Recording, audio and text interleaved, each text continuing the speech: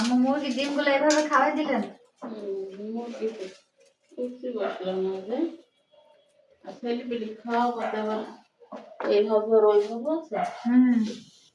মুরগি হয়তো কতগুলা ডিমগুলো বসালে ছেলেপিলি খাইলেই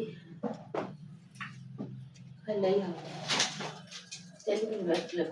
যদি মনে করেন এই 4টা ডিমে 4টা মুরগি হইতো, তারপর ওই মুরগিগুলো আর কতগুলা ডিম পারতো।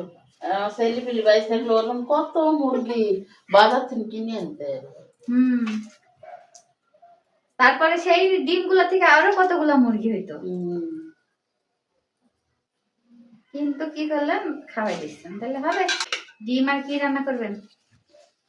বেগুন দিয়ে আলু দিয়ে ডিম দিয়ে বড়ি কাটা ছিলাম।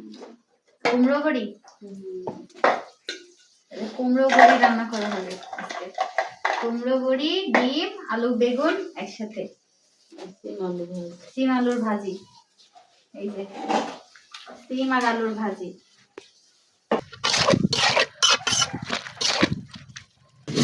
মশলা বাটাবাটি চলছে।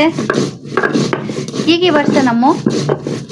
জিরা দিয়ে আর এলাচ ফল সবজির জন্য।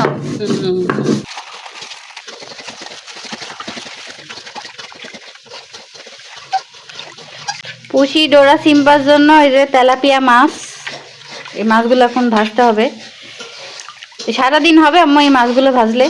না, আবার রাতে ভাজা লাগে, সকালে আর দুপুরে হয়।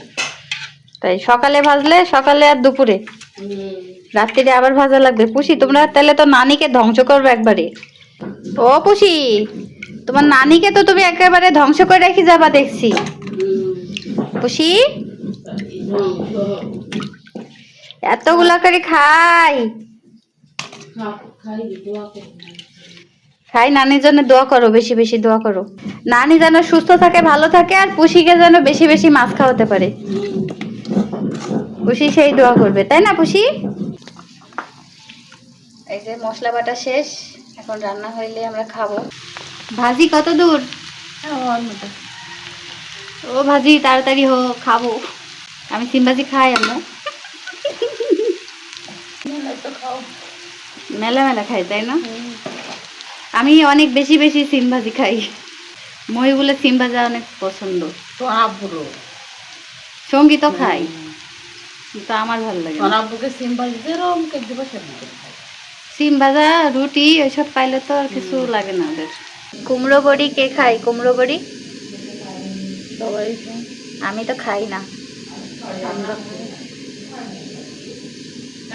আমার পুষিও খায় না, আমিও খাই না। পুষির খাওয়ার দরকার নাই তো, পুষির গুলো আমি তা কখন দিবেন কুমড়ো বড়ি তরকারির মধ্যে? দেখি কি অবস্থা তরকারির। ও বাবা, অন্ধকার হয়ে গেল, কষানো হচ্ছে। এই যে কুমড়ো বড়ির তরকারি রান্না করা হয়ে গেল, এখন আমরা কক কক করে খাবো, তাই না? আজকের মতো ভিডিওটা এখানেই শেষ করে দিচ্ছি। দেখা হয়ে যাবে নতুন কোনো আরেকটা ভিডিওতে। সবাই সুস্থ থাকবেন, ভালো থাকবেন। আল্লাহ হাফেজ।